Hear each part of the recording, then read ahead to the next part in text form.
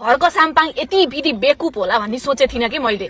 होइन अलिअलि त धरानका बासिन्दाले केही देखेर त जिताए होलान् होइन, के अरे नगरपालिका प्रमुख बनाए होलान् भन्थे के, अलिकति केही न केही त होला यसमा भन्थे। तर केही पनि रहन्छ कि यो मान्छेमा, यति बेकुप रहेछ मान्छे, यो मान्छे भनेको यति बेकुप रहेछ भन्ने कुरा त बल्ल थाहा हुँदैछ कि।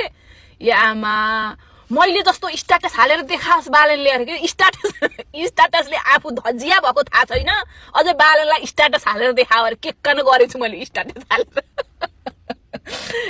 हालेर के कन गरेछु भनेको के अर्को साम्पाङले। अनि बालनलाई राई लिम्बूले भोट हाल्छन् र कसले भने त्यो भनेर हाँस्या कि यी हाल्छन् जनताले अरे, यी हाल्छन् तँलाई पनि जनताले भोट। म त तँ नै भनिदिएँ रिस उठेर। अर्के यस्तो बेकुप होला भन्ने त म त सोचेकै थिइनँ कि यार।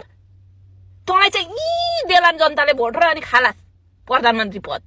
अझ मै प्रधानमन्त्री हुन्छ भनेर घमण्ड, कति धेरै घमण्ड हो कि यो मान्छेमा। आमा, राई लिम्बूमा आफ्नो एउटा सोच छैन। राई लिम्बू शिक्षित छैनन्। को सही को गलत, को सही बोलिरहेको छ, कसले सही गलत बोलिरहेको छ भन्ने सोच्ने शक्ति छैन राई लिम्बूमा। र बालेनलाई भोट नहाल्नलाई अचम्म के, कस्तो बेकुप हो कि मान्छे।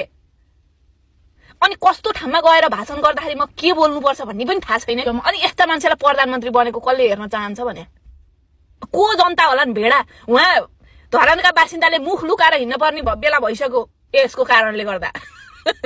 कस्ता मान्छेलाई जिताएछन् भनेर धरानका बासिन्दा बिचरा मुख लुकाएर हिँड्ने बेला भइसक्यो के। त्यति विधि इज्जत, आफ्नो त इज्जत फाले धरानवासीको समेत इज्जत फाल्ने भयो के। धरानवासीले के चाहिँ देखेर भोट दिएछन् यसलाई र नगर प्रमुख बनाएछन् भनेर। धरान बासिन्दाहरू अब पनि फेरि जिताउनौ यसलाई।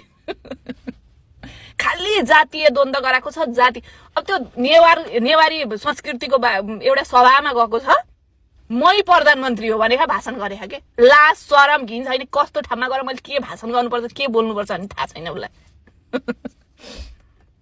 त्यहीबाट प्रश्न हुन्छ के, बालेन शाहको भाषण र उसको भाषणमा त्यही फरक हुन्छ के। हेर्नुभयो होला, देख्नुभयो होला नि तपाईँहरूले।